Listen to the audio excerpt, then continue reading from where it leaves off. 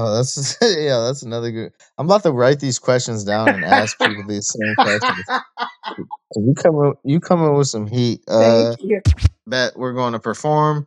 That's the plan tomorrow. And my cousin, Mr. Everything, was like, I'm not gonna let your dumb ass go out there by yourself. As soon as we got to Ypsilanti, hop out the car, my Mr. Everything was like, it's an ill ass feeling out here. But we always had a pact, like, bro, we ain't gonna just let this shit die or whatever. So after he passed away, I just felt like I had to keep paying homage, bro. So that's what Mr. Everything is, the GOAT. And when niggas hear this shit, bro, I don't hide nothing behind my teeth, man. I do not hide my tongue behind my teeth. I'm gonna keep it as real as I can keep it. One of them's name was Priscilla the Killer, bro. I swear to God on my mama. She said, "What them tattoos mean?" And I said, "Man, I'm from Grand Rapids, yo. I don't know, it don't mean nothing over this way." She's like, "You know where you at, right?" And then the white boys walk out the corner store. Man, this bitch pull out a gun, a pink gun. It was like, y'all should probably get from around here. Swear to God. So the only thing I like about Riff Raff is he just didn't fit any sort of mold or criteria, and he just said shit. So the same reason why I like Doom is why I like fucking Riff Raff is because Doom just said shit that nobody else would say. In the same breath, fucking Riff Raff does too. Finally got to do a festival with him or whatever, and our trailers are right next to each other. And so instantly, he didn't come out the trailer for more than 1 second. And as soon as he did, I bombarded him with questions. Yeah, yeah, yeah, yeah. Wuzee, word, we'll set the shit in stone. Put it on the stove till it glow and turn a different tone. I was broke, I ain't even have no rush to smoke. My pops told me get on these hoes if you needed a place to go. Some shitty advice for a kid in his life, cause one day that kid will grow up thinking it's right or thinking it's cool. I sprinkle them jewels with all the contraband, I don't know how to stand them off juice. And a lot of Zans, excellent. Trust I felt vexed in my element, but you can't box me and I'm like an elephant in a session. No Dumbo, more like my tumble in the jungle watching Gummo. Big ups my second cousin Duggo. My G, I hope you doing well and shout out all the dead homies. I know I'll see you fools in hell sometime later. Divine flavor, this rhyme sayer denies waivers. You can't buy this type of fly player. Smoke the doja up, overthrow the pope in a robe who don't know enough. Overdose on gold and it shows if I'm showing up. Give me the paper first. Paint a pretty picture with infinite pain, I know it hurts. It's always funny how the brain will work. I felt drained from a jaded curse. You brought that thing or you came to perp. I came from the dirt just to open up a can of worms. That's too simple. Bring a brewer, whatever you into. Thank you for being here with me, David Kidd, your creator and your host. You know what I'm saying? Great Lyricist Only podcast. You got your homeboy, you know what I'm saying, Grant. You know what I'm saying? Good times, you know what I'm saying? Here in the What up, building. good times? You know what I'm saying? We got Malysa, she gonna be here in a minute. We got Big Ott, you know what I'm saying? We all represent different parts of the country. Again, thank you. You know what I'm saying? Thank you for being here. And again, at Great Lyricist Only podcast, we got WuZee in the building. You know what I'm saying? Thank you for being here, sir. Bing bong. Thank you for having me, man. It's a pleasure. Can't wait to crack into shit. Oh, for sure. I got to hear the story behind this. Don't judge me. No, I mean it's gonna lead into like my whole story as my artistry and everything. It's actually funny that you brought this up because uh, part of my story is traveling and redemption and keeping a promise and having a resolve to see it through. So once we get into my story and whatever questions you got, this is gonna fall back into it because the day that I kept my promise to keep doing this rap shit was this morning. It was actually the night of this video. So I shot this video and then I went to Ypsilanti, which is maybe an hour from Detroit. It's like actually kitty corner from Ann Arbor, Michigan, where Michigan University is. And my cousin got killed in front of me right after this same night. You feel me? So the day I started my resolve and my promise to keep doing this rap shit happened after this video was shot. So yeah, go ahead. So go ahead and play it, I guess. Oh man. No, like I said, it'll get deep and the lure will unfold. But it's funny that you brought this video up first because this is literally when I pledged my allegiance to this rap shit was after this video and my cousin got killed in Ypsilanti. Never seen the world through my eyes. You ain't had to live a day in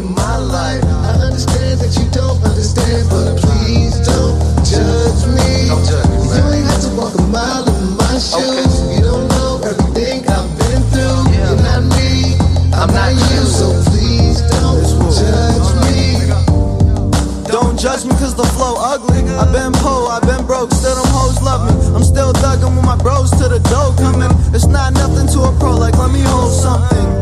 I empty bottles till I'm feeling hollow. I hit the lotto with a motto, won't have shit tomorrow. Wallow, hard bust like a sorrow pet. I know you don't got shit, but still let me borrow it. It's common sense how the flow's nice. Still roll stolen bikes, you don't gotta show you right.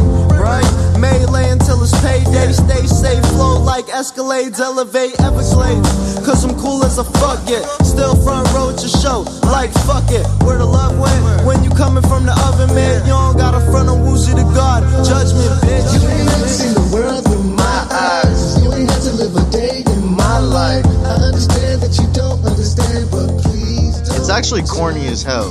We're downtown Grand Rapids, just trying to do some please don't judge me shit. I thought it was corny, but at this point I wasn't getting paid to rap. So I was like, hey, he said I'll give you $100, and I was like, shit, say less. Yeah. No, but you can see that's a young Woozy. You feel me? I was rocking a lip ring. It's crazy to even think about, how far shit has came. But yeah, young Woozy, man, I'm about 50 pounds heavier now. I can say the same, bro. I'm about 100. Yeah, I'm about the same thing. So my question to you, reason why I went back so far, because I like to get the, what I'm saying, the beginning, like how did you choose your name? Because you could have chose any name out there. Is there a meaning behind your name and why you chose it? You know what I'm saying? Like, I got great lyricists dedicated to my mother. So why did you choose WuZee da God? Well, I mean, I was actually thinking about that question earlier too. Like, if somebody asked me about the origin of my name or anything like that, it's not like the most comfortable thing to talk about. And when I was talking to bro from Chicago and shit, my name comes from Woozy Disciple. Like, it was a gangbanging name. You feel me? When I was like 13 years old, MySpace days, Bebo days. You feel me? Back in the day, I was Woozy D, you know what I mean? Woozy D, Woozy Disciple. So that's kind of where it came from. And then how I put it together was just like I was a hip hop head, so like Wu Tang, and then I felt like Zeus, like Woozy da God, you feel me? And this before I got knowledge of self or anything like that. But that's kind of how I put it together, like liking hip hop and gang banging at the same time. Makes perfect sense. So I'm gonna ask you about. I'm I'm a big Wu head too, man. So I totally understand. So let me ask you about this song I'm about to play next. Yo. Listen, I told them Woozy spit that better rap. Probably sip the nectar, then reflected, rock the feather cap, no Yankee Doodle. My slang been brutal since murder face. You probably kill yourself from my take. You never reverberate, I always motivate. Circulate, bumping purple haze, chilling in the back with my babe, sipping on lemonade. Don't make me violent, ultra violent rage, shock the crowd. The old tyrant who rocks the crown, don't try to stop me now. Pour the hand, pour Corinne, peep the origin. Better learn your story, cause it's gory. Have you born again like Fritz the cat? I lit a match, then got my shit intact. This shit's a rap, my simple raps done got your temple cracked, stupid rookie. I'm Captain Hook while you're acting would be. You never could be this Wookie, I'm maxing mastered hooky. 8th grade, smoke the weed, let me generate. My pen penetrates my escape. I never contemplate, I just did it. With one pivot, you're done pimping. It's none of your business. I did the one just for someone to listen, nigga. And you can fuck all that hollering squad. I'ma play the back cause I'm God and mastered all of y'all. It's like that. It's like that. It's like that. It's like that. Hell yeah, it's like that. I write raps. It's nice raps. It's like that. It's like All right, that. so this is the first video that like. So my first solo album. So when I was younger or whatever, because this is about 12 years old as well. This is around that same time. So I never had a solo album at all. I was in a group from Grand Rapids in Kalamazoo. The group was called Broken Famous, and that was when I was like 15, 16, still in high school. Never really had any plans of any solo career. And then after Sean died, my cousin that I was telling you about, the whole Ypsilanti thing or whatever, after he died, I was like, well, shit. The whole Broken Famous thing kind of fell apart. And I wanted Broken Famous to switch into the Foot Clan. But before that happened, I felt like I had to be able to stand on my own and keep my promise to keep paying homage. You feel me? So I never thought of no solo career ever, ever. And this was my first solo album and the first video that I had for a solo album. So yeah, it's called Better Raps. Andy Miller, Orange Cap Productions. Fun fact: I still have that jacket. I still have that jacket, and I still perform that song to this day. That's fire. That's fire. Yeah. Glad I Yep. chose that, man. Better raps, man. So from your beginning, right? So do you remember like your first rap you wrote? If you can, if you can recite, yeah, please let me know your first rap. Oh, dude, it's fifth grade. Mario and Luigi making graffiti, walking down the streety, finna get busted by the police, getting into trouble, double trouble, some shit like that, nigga. Fifth grade, goddamn, talent show. Yeah, 100%. That was my first rap. That's fire, man. So that means you had it within you as a child, man, and that's great, man. Malysa, do your thing, man. First and foremost, pardon my colored people's time sliding in like 5 heartbeats. It's been a day. Hey, But it's it's also, embedded, man. I already understand it, man. and look, light skinned people gotta stick together. So I'm just gonna pull that card first. And All right. then no, I'm just gonna introduce myself. I am Malysa the Exclusive. I have been nominated the resident poet laureate for Great Lyricist. I'm Let's go. originally from the DMV. Super excited to have you here. Peace to the My DMV. Yeah, shout out to the Mm-hmm. DMV. I am a PG County girl, born and bred. Did I just add you on Instagram earlier? Yes, Okay, bet it up. Nice to put a face to a voice. yes, no doubt about it. Likewise, yeah, you just got acquainted today as well. Bet it up. So my questions are kind of my questions are always kind of the bring your auntie to the sofa and let's have a conversation. Yeah, First auntie. thing I want to ask you about is style. Um, how did you develop the style that is Wuzee? Did it come from trial and error? Maybe you were a little less aggressive at first or a little more aggressive at first, and you kind of had to study and relax and figure out what fit into your genre. That's a great question. I kind of always I kind of refined my style. So like I think that I kind of always was like a laid back kind of I'm a say it and whoever didn't get it ain't supposed to kind of guy. So Mm. like my whole delivery and my whole fan base, I guess, are people that get it when I just when I say it or whatever, you know. So I kind of had to tone it down a little bit, Mm. or just put it more in layman's terms, like because sometimes you can't feed a steak to a baby. Yeah. So not saying a baby don't like to taste the steak, but you know what I'm saying. I had to kind of like chop it up a little bit different throughout the years, and it's been a process 100% from that song that you just heard, the Better Raps. Hmm. It's kind of in the same vein. I'm hoping it'll play, or even before that, the Please Don't Judge Me shit. I hope to never hear that song again. But even from that shit to the Better Raps to if he plays more stuff, you'll see the progression and how it kind of was kind of the same me, but I had to kind of grow a little bit and figure out a way to speak in layman's terms, so where it's not just a one sided conversation. Ah, I'm glad that you said that, and I love that answer, which kind of segues into the next question.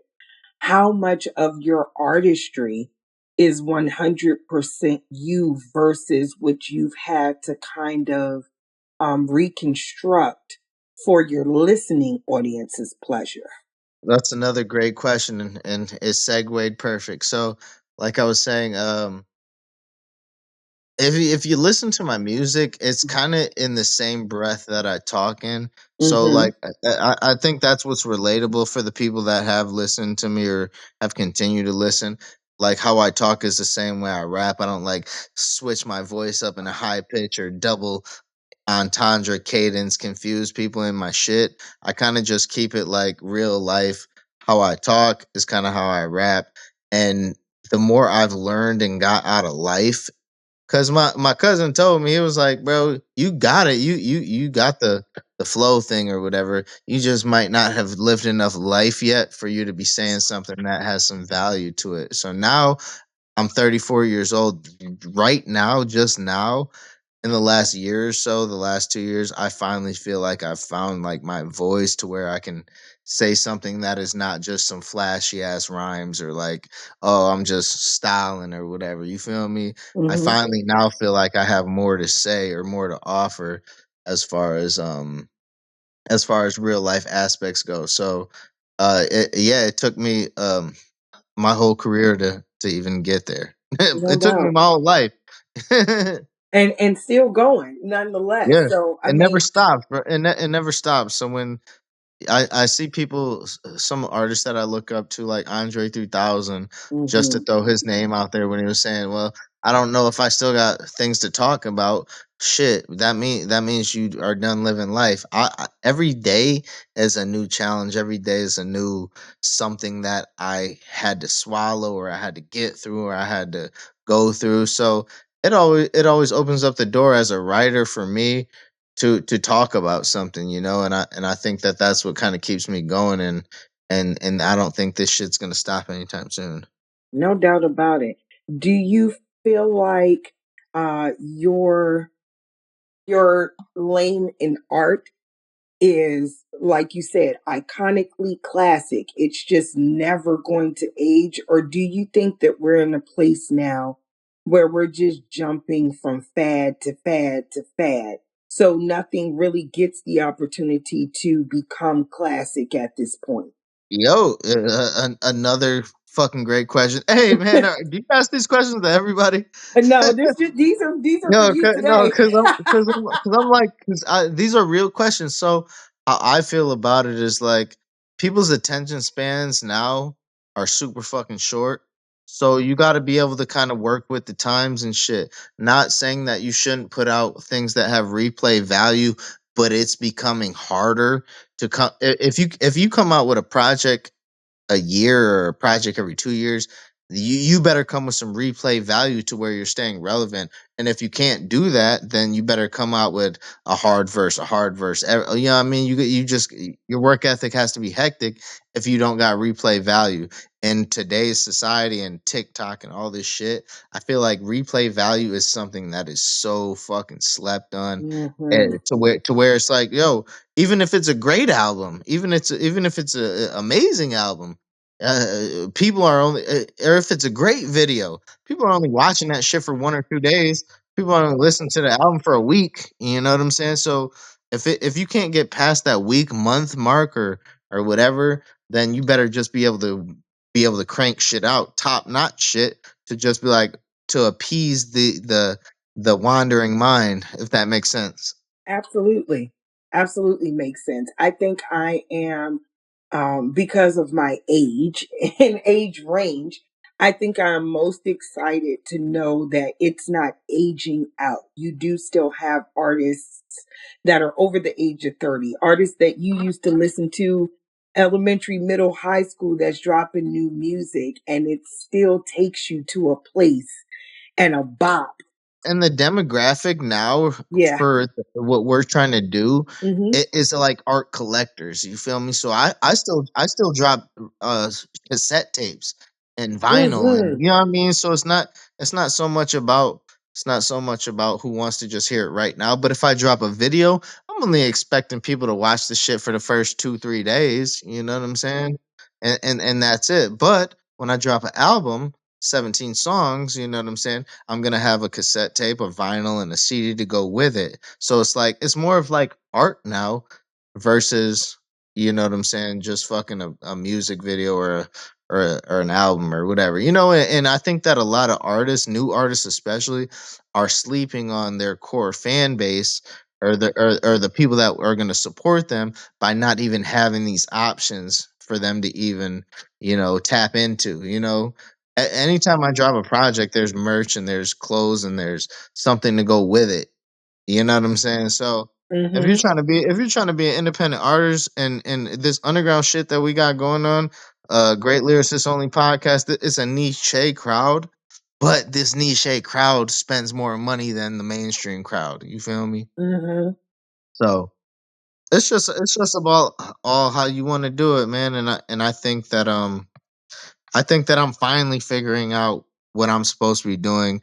Because at the end of the day, all we really want is for people to hear the shit. It ain't really too much about people buying the shit. I want y'all motherfuckers to buy the shit, but I would rather people hear the shit over Yeah. anything, man. People think that views on Instagram or TikTok equates to listens to their album, and it doesn't. You know what I'm saying?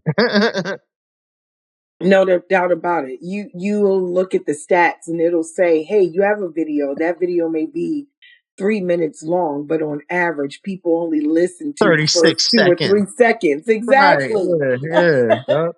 And Yep. I've been So hearing a lot of that lately, that social media has been, well, the big drive behind social media, definitely training people mentally to not have an attention span longer than 7 to 10 minutes. I mean, 7 to 10 seconds. Sorry. So, that's why I said if you're not able to keep up with that kind of algorithm and you don't have a song that has replay value and you can't spit out dope shit after dope shit after dope shit, you lost in the sauce. You just you know what I mean, give it up. no doubt. Okay, last question before I spin the block. I mean, before we spin back around the block. Do you feel like we can come back from the place of music not even being safe? I.e., music now is all persona. And then I think that people that try to live up to that persona end up losing their lives, so on and so forth, because it's not really who they are. And we're now super excited about listening to all of this. I'm going to hunt you down and gut you like a fish. Do you think we could come back from that?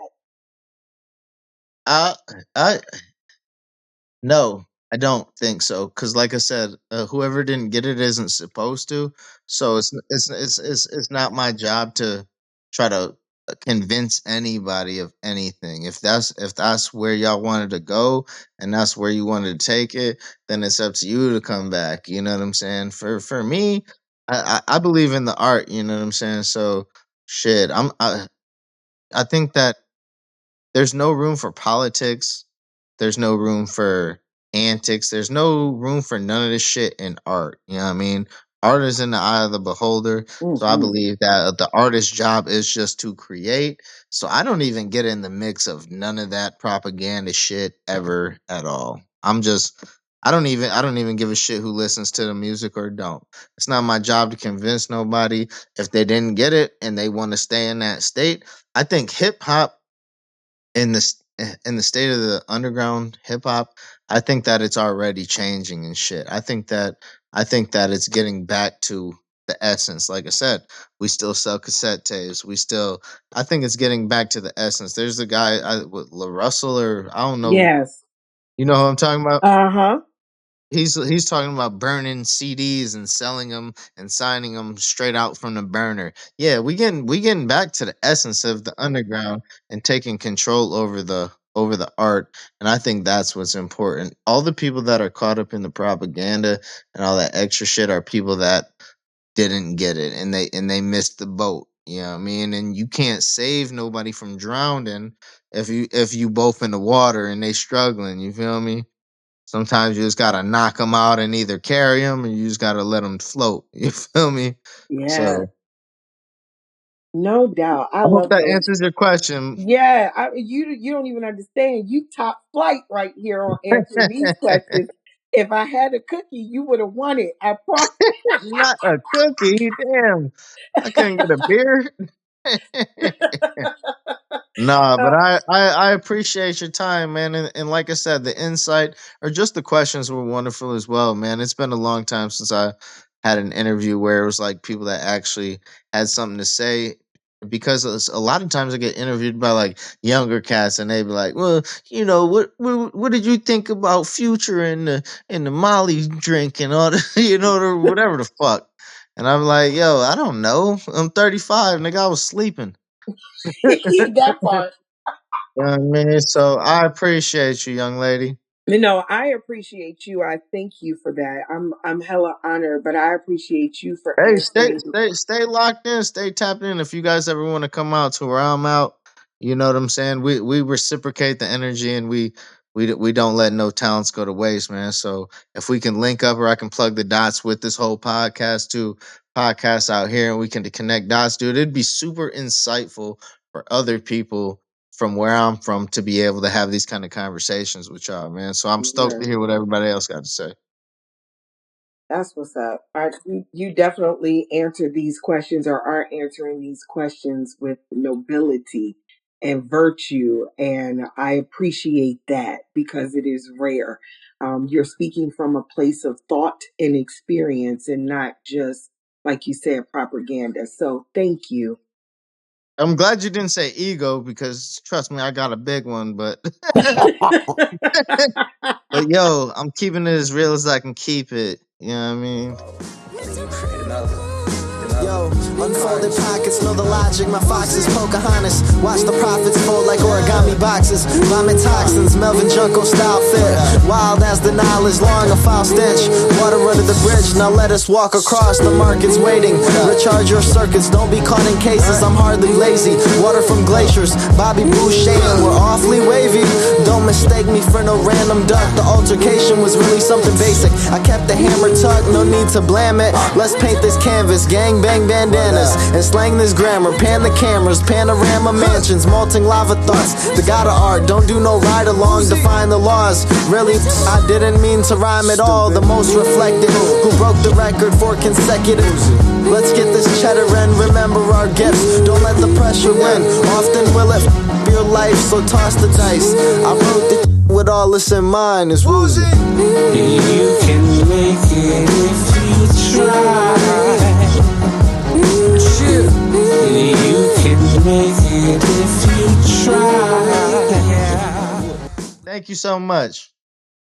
Not a problem. I We think we back got live yeah, on yeah, the yeah. Great Lyricist Only podcast. Back live with the whole squad. Bing bong. Shout out to you, Woozy. You know what I'm saying? Shout out to Miss Malysa right there with them great questions. You know what I'm saying? I Big told shout you. out, Miss Malysa. You know what I'm saying? That's what I'm saying. I try to tell you, we're different over here. We're a little bit, you know what I'm saying, mature. So we're gonna ask different questions from different parts of Yo, the yeah. I'm So people feeling it. gotta I'm you know what feeling I'm it. saying? Yeah, it's different out here. I got a chance to actually like be articulate and not just yeah, that shit was hype, that shit was lit. I can be I can be conscious a little bit. We grown over here, man. That's it. We grown, man. But go right ahead. I think Big Ock. All right, I'm here. What's good, bro? Peace, peace. Big op. Peace, peace. Yep, Salam yep. alaikum. Walaikum salam. Yeah. Shalom. Yep, Shalom. yep. So last one, since you go to Chicago a lot, I mean, I be out there, man. Shout out to my dog, Young Tack. And like I said, when I go out to Chicago, I'll tell you a funny ass story about Chicago. I had some white boys bring me out there one time, and you know, white boys they be on the internet and they're like, "Let's go to Old Block" and all this shit. So, like I said, I'll be around, I'll be around Calumet. I'll be in Humboldt Park. I'll be around, right? So, but uh-huh. I never went over there or whatever, and you know all the internet hype. So I was like, "Fuck it, let's go." You know what I mean? Okay, so Man, we're look. rolling down, and I don't know the whole beef shit or whatever, but we're bumping FBG Duck or whatever the fuck, and I guess that's not the right shit to bump around there. I don't even know. Like, Oh no, no, yeah, no. That's the wrong stuff right. to bump over there. If you go Yo, about old block. So we pull up maybe a block because right across the street from the projects, the Obach projects or whatever, it's a corner store right across the street where Mm-hmm. like the Von mural is or whatever. I'm like, yo, let's park up the block a little bit and just walk down there. Wrong, bad idea with these white boys, right? And I got my shirt off. It's summertime, so I'm like, the gang shit out here and the gang shit out there are different shit, right? You feel me? Same with out Mm-hmm. west. It's different shit. So fucking, I got my shirt off, and we go in the corner store. I don't even go inside. The white boys go inside to go get a bottle or something or whatever. And there's these two old ladies. One of them's name was Priscilla the Killer, bro. I swear to God on my mama. She said, Priscilla the "What the Killer. She said, "What them tattoos mean?" And I said, "Man, I'm from Grand Rapids, yo. It don't mean nothing over this way." She's like, "You know where you at, right?" And then the white boys walk out the corner store. Man, this bitch pull out a gun, a pink gun. It was like, y'all should probably get from around here. Swear to God, they ran back to the car. I kind of lightly jogged back because she was serious. Oh And wow. we got the fuck from around there, man. So no, I don't be in Chicago like that, but I do be in the parts where I'm good at. You feel me? Like the artists and neighborhoods and the creative spaces. I be out there downtown or whatever. Nah, hell no, I don't be in Chicago like that. Okay, okay, okay. All right. Understandable. Well, I'm glad y'all got out of that safe. Type shit. Barely. Priscilla the killer, man. You walk over there to that corner store, she gonna be outside with that pink little pistol. I swear to God. Uh huh. So, what's the hip hop scene like in Grand Rap? Um, bubblegum rap ish, I guess. I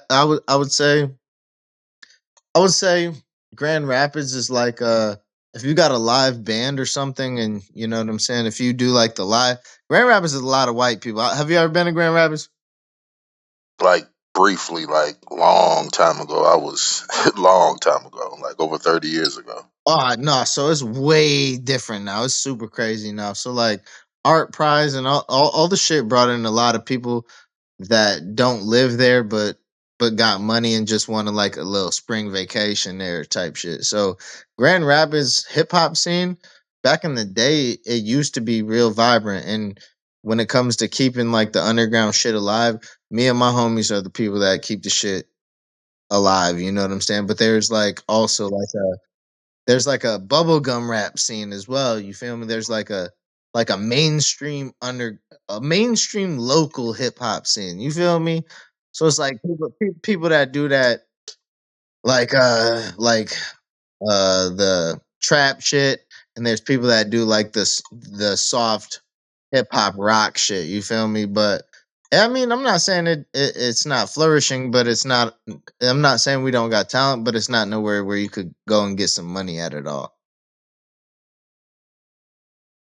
All right. So, like, who you listening to as far as artists? Like, who's like your favorite artist to listen to? Because I'm just curious about a few things. um, shit, a rap or just in general? Rap. Sure, I mean Okay. it could be anything, whatever. But as far as rap, and it's like, and I'm not really talking about the mainstream stuff. So you don't have to come with none of those type Yeah, questions, no, stuff that you might think is politically correct or nothing like that. Like, tell me like who you listening to, like who does Woozie listen to, like when he puts his headphones on and when he's just chilling. when my Spotify wrapped up thing came up for the people that I listen to, I was the only person on that bitch. I don't, I don't, I don't really listen. I don't really listen to rap at all unless it's my homies or unless it's something I'm working on. But if I do check something out, I think projects I looked for this year was the Ghostface, obviously Supreme Clientele Part Two. I looked for that. Anytime Roc Marciano drops something, I'm looking for that. Okay, okay. Anytime, I mean, I was a big Sean Price fan, still am. You know what I'm We saying? I was, all are Sean Price fans yeah, over you here. know what I Like, mean. Like that was so okay. So my top five rappers dead or alive would probably be MF Doom, Sean Price, Roc Marciano, Black Thought, and then maybe like shit. I mean, Rock Marci no order, like I said, Rock Marciano, Black Thought, MF Doom. Who's the other person I said? Rock Marciano, Black Thought, MF Doom, Sean Price, and then I'd say like damn, maybe RZA or something, man. I don't know. I'm like I like the old school intrinsic bars and shit. I was also a big Ludacris fan, man. I think Ludacris had a lot to offer as well. yeah, Luda's fire. Luda is But fire. if I said something that I listened to today, some songs I listened to today was like Oasis. You know what I'm saying? I listen Yeah, to I some. still listen to Oasis. Like I still listen. I got a rock playlist that's crazy. You know what I mean? Fucking Hmm. man, that was they were able to like write the deepest lyrics that meant nothing. You feel me? Slip inside the eye of your mind. Don't you know you might find a better place to play? Like what the fuck? Hmm. Yo, so today I listened to Oasis. Um Hall and Oates, David Bowie, and Prince. So that was songs that I listened to today. But yeah, no, as far as rap, bro, you know what I mean? I like Willie the Kid too. I like Boldy James, I like everything that Okay. Griselda does. Everything that my camp does, Black Day, like Bronze Nazareth, fucking everybody from that camp. I listen to the homie shit all day, man. The reason why I was asking because I was trying to. It's like because uh, sure your sound and your vibe. Like it's like I get many different vibes out of it because I listen to like a lot of underground stuff. So I'm gonna listen to a lot of like Fahim, Mac Miller, The God Makani, Rock Fahim, yo, shout out to the Marciano. God. Shout out to the God Fahim. Shout out to fucking Cos. Shout out to you know what I mean? All those cats. 100%. 100%, man. Most deaf. Fucking yeah. Yeah, I mean, and I've met a lot of these cats too as well, man. And I wish they would just drop as much as they could. But once you get to a certain, I like Earl Sweatshirt as well. You know what I'm saying? Yeah, Earl is fire. Once you get to a certain rapping, once you've rapped a lot of raps or whatever, it just becomes a certain kind of like man kind of thing, man. And I see a lot of the people that I like to listen to, I see them falling into that style of I'm just doing it because people want to hear it. You know what I mean? It's not because they want to do it so much anymore. It's just because like fucking Wild Child from what's it called? Wild Child from what was that group? Loop Packs, you know what I mean? Fucking Mad Lib and Wild Child. Like I still talk to Wild Child and shit. And fucking I'm like I thought he was one of the dopest rappers, but people get so tired of just rapping or just I don't know. Hip hop's a thing that it doesn't really get a certain amount of respect once you hit a certain age and shit. And I think that that's bogus. And I think that or what I hope is that my generation or the people like us are gonna be like, no, Ozzy Osbourne performed till he died, right? Fucking rock Yeah, we him better. talk about that now. It's like, and that's what we do right now. We You literally know what like I'm promote saying? that. So You know. and I hope that that's what carries on, and I hope that that's what listeners get out of this shit. It's like, bro, it's gonna be a cold, sad day in hell if fucking Slick Rick die. You feel me? We better treat that shit like Ozzy Osbourne died. You feel me? It better be a fucking holiday whenever Rakim die, if he ever die. You feel me? Yeah, we don't want to see that no time soon. Yeah, that's what I'm saying. The God don't die. You feel me? We multiply. Hmm. So, oh, Exactly. like I said, we just hip. I think hip hop is an old man's game and rap is a young man's game. You feel me? And I think that not a lot of rappers can carry on that torch of hip hop. You feel me? Yeah, I feel you. So I hope that answered any of the questions. I know I get off Yeah, topic. you did. That's it. Oh, no, you cool. Well, the reason why I asked you whatever is because it's like the way that you rhyme and like your beats and stuff. Like it's how can I say? It's like everything that I've heard is like are you really into it? You know what I mean? It's how can I say? It doesn't sound like it's repetition. You know what I'm saying? And like most people sound, and like you were just saying earlier, like some people just do it to do it. But it's like I don't get that from you. It's like I do literally my feel you rap when you're rhyming, huh? do my raps and my rhymes sound like how I talk? Yeah, they sound how you talk with them, but the energy is different. It's like I can't even describe it. It's just fire, man. Like Well, I within the hope we beats keep that you playing some. pick. I hope we keep playing some more songs because evolution and the lure of the Wuzee folklore is ever changing, man. And I like I said, I just try to. I feel like now I'm able to portray life in a way that can be beneficial to the listeners versus just saying some fly rhyme shit. You feel me?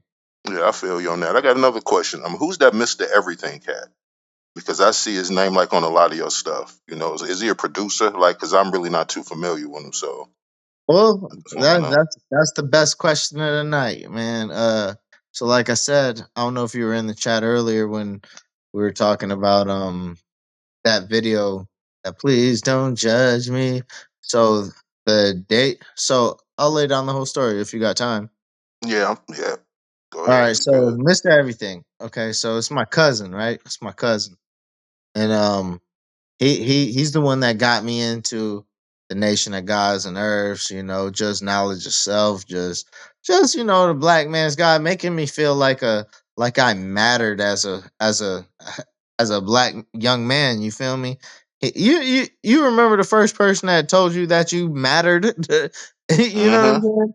So that was him for me, and this is when I was like impressionable. So it's like when I first found Wu Tang Clan and MF Doom and all the shit, right? It just was like blowing my mind as a kid, right? So he was kind of like my enlightener and my teacher, my older brother, but he was my cousin and shit. So bong, we got in. He was like, bro, you need to rap. Da da da. First person I'm recording with, doing all this rap shit with, and so yeah, so we just were starting to get in the thick of it and like finding ourselves and like finding our voices and doing shows now because I had just turned 21 and now we can be in the club and all this shit, right? So in Grand Rapids, um we had a lot of opportunities, but I wasn't old enough to do a lot of shit at that point. So bong, I turned 21 and we start going and rapping people's faces off. That was our thing. Just, we're gonna make niggas quit rapping. We're gonna make them go back to making car parts or working at Home Depot or whatever the fuck.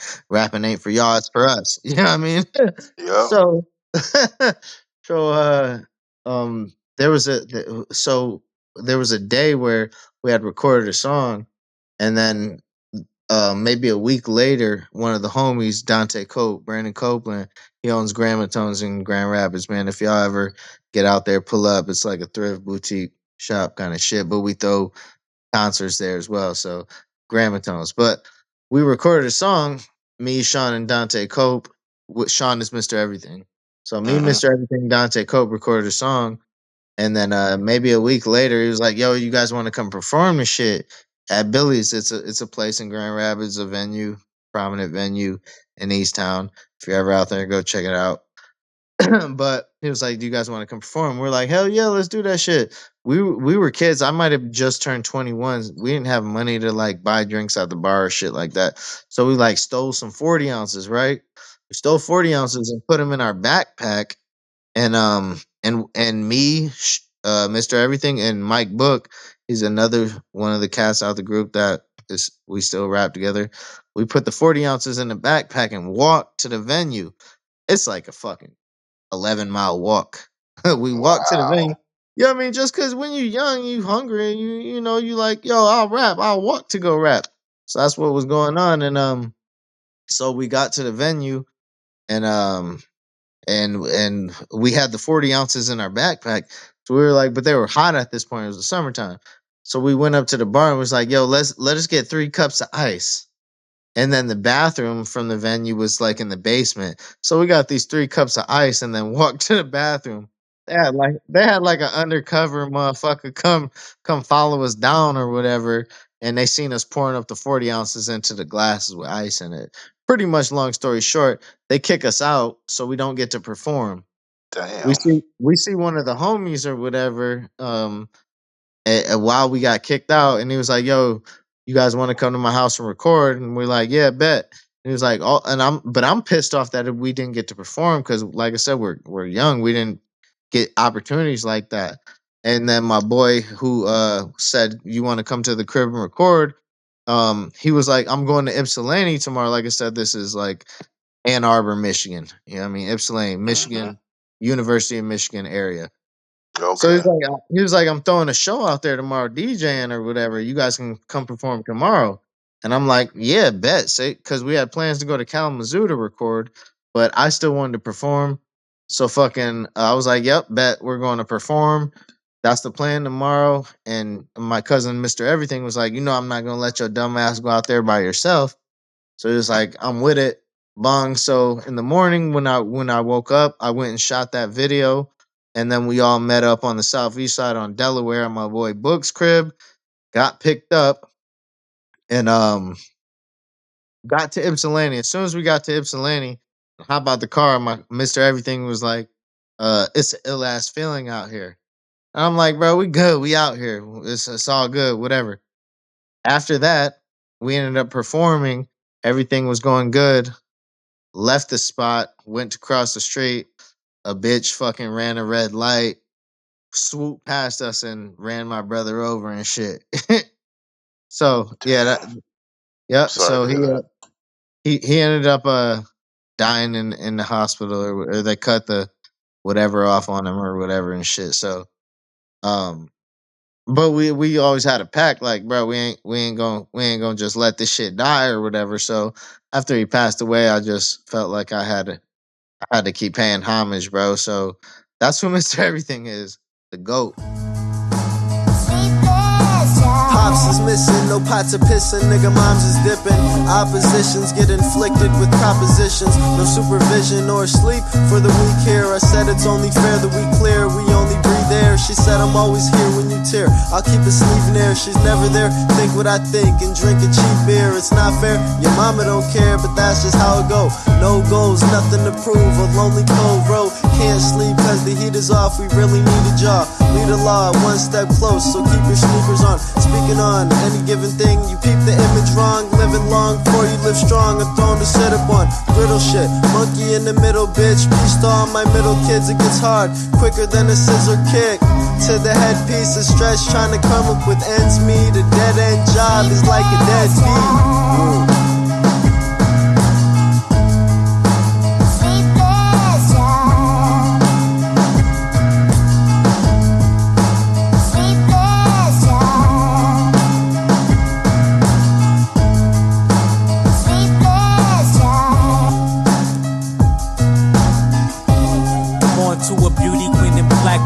Both mom and dad deaf, learned fast, read books early, led to writing, which led to rapping, blow fly dirty, with a struggle like a coat from Burlington, below 30, sipping burgundy.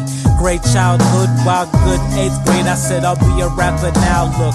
Insomniac, back to chest steps, guess I'm walking on these miles, cook my meals to higher quality, feed my family properly, I'll take all the shots at least from paradise.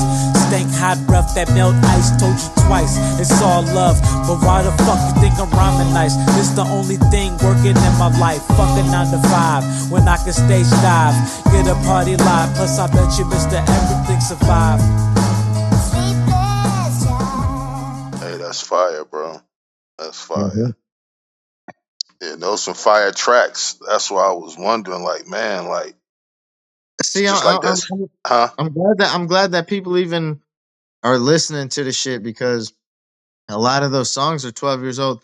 And so when he died, there wasn't even a such thing as like Spotify or shit like that. You feel me? That Mm-hmm. was like a brand new thing. Like we were on like Dat Piff and what was it called? Hot New Hip Hop and whatever the fuck. You feel me? Yep. Reverb Nation and shit. So the fact that I could upload his shit and people be like, "Well, who's Mister Everything? I see him on a lot of this shit." That shit mean a lot, bro. So thank you. Hey, thank you, bro. You know what I'm Mhm. saying? And I play that still here, like, since I've been into your, catalog. Like, I constantly play that, bro. That was Like, one of the last seriously. songs you ever recorded. That "You Should Love Me." Yeah, that shit hard as hell. Yeah, I constantly play that. Like, I'm like addicted to that song. Like, you get like one of those songs the way you just got to play it and you can't get enough. Like, that's how Yo, I am with that. You know what I'm saying? Like, for yo. real. Hey, I hope all this is being recorded, because I'm gonna take that sound bite and send it to his family, man, because that means a lot. And what's fucking crazy is like, so I don't know if you remember like Xbox, the original Xbox. There used to be a game called Music Generator, right? Mm-hmm. Where you could it was like MTV Music Generator, where you could make beats on the Xbox or the PlayStation and save them. So like a lot of those beats came from that fucking Xbox game, bro, called Music Generator. Wow. Yeah, man, old school, man. So Yeah, it Uh, is old school. that means a lot, bro. Thank you.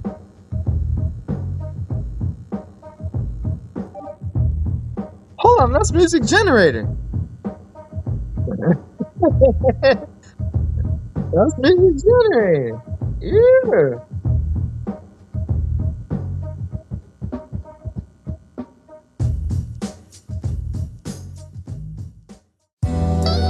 Yeah. Yeah, yeah. Zero. Look. Suzuki Woozie, fast as lightning, watching kung fu movies. Heist a chunky ruby in my suit, looking like Mr. Fuji. I'm not no shoebie, goofy, cook it up like Ratatouille. Looking tough, then got into it. Book a date, I'll be glad to do it. You got the bag, I got the music, stupid, prove it. Sipping passion fruit as I relax, I fall on Eastern Avenue. Rap like ECW, been sabotaging Sabu. Back like backlash to get to the cash like pay-per-view. I start to chatter as I'm moving backwards with devotion. Higher than promotion, sip the potion out in Manitoba. You just an average poser sober, I react to kosher. Moving like the match is over, niggas can't out rap the Cobra. I'm Mr. Sacco, out the pothole, did a lot of Blanco. In and out the Tahoe, that whole bitch mouth tastes like mono. No poblano, mild pepper, been a while since I found contenders. Eating chicken tenders, knee deep in some trenches. I'm woozy. Wuzee, you did it to yourself. Yeah, man, I remember that. I remember the PlayStation or the Xbox Beats, man. I used to fuck around on that too, man. Music generator, bro. That's pretty so work. Yeah, for sure, bro. I was on that too. I wanted to ask about Wuzee Disciple. I wanted to step back to that just a little bit. Nah, cause you know I'm a reformed knucklehead myself Man. too. You know what I'm saying? But I wanted to ask about your elevation from that. So I noticed that there was a clip you played at the end of Reading Rainbow about the crime rate in Grand Rapids. How it's 72% higher. It was very nicely done. By the way, shout out to the engineer. That's Bronze Nazareth, man. Wu-Tang producer. Hey, I always got to shout out the engineer producers. You know what I'm saying? But yeah. So we all know, those of us that's familiar from these places, we're familiar with the general reasons that lead to those high crime rates. Poverty, over policing. You know what I'm saying? Institutional racism and all of that stuff. But I wanted to ask, based on your personal experience, what are some of the features about Grand Rapids specifically? If I researched correctly, Lafayette, that's your area, right? Yeah. So I wanted to know what about where you from specifically do you think contributes to that mentality, and how does that inform your art? Shit, just a lot of fucking racist white police. Yo, there's a story. So Mr. Everything was there too, man. There was a time I think we just had got done doing a show. We're walking or whatever. I think I was arguing with my girl at the time, and like somebody stepped in. You ever argue with your girl and somebody just try to step in randomly and it just enrages you or whatever? Where I'm arguing with my girl or whatever, and bro, somebody just stepped in like, and I'm like, I'm not even putting my hands on nothing, and bro, like grabbed my shoulder. So I assaulted dude, I guess is what they said, and what's it called? We get back to the venue, and the police are there, and they just tackle me and tase my bro or whatever.